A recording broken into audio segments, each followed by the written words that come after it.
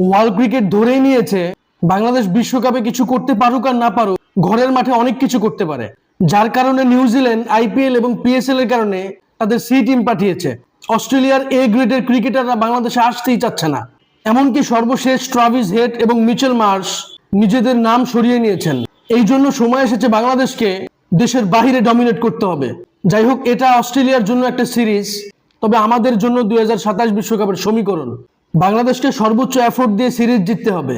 আসন্ন সিরিজকে সামনে রেখে ট্রফি উন্মোচন হয়েছে, উভয় দলের ক্যাপ্টেন প্রেস কনফারেন্স করেছে। আর বাংলাদেশের ক্যাপ্টেন মেহেদী হাসান মিরাজের জন্য অস্ট্রেলিয়া সিরিজে দলে ডাক পাওয়া মোসাদ্দেক হোসেন সৈকত হুমকি হতে চলেছেন। আমি তো মনে করছি হবে, যদি মোসাদ্দেক নিজেকে প্রমাণ করতে পারেন।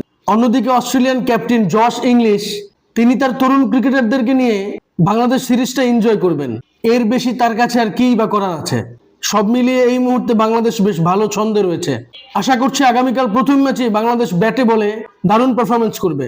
এ নিয়ে আপনাদের কোনো মতামত থাকলে অবশ্যই আমার সাথে শেয়ার করবেন। ভিডিওটি ভালো লাগলে লাইক, কমেন্ট, শেয়ার, সাবস্ক্রাইব করবেন। ধন্যবাদ।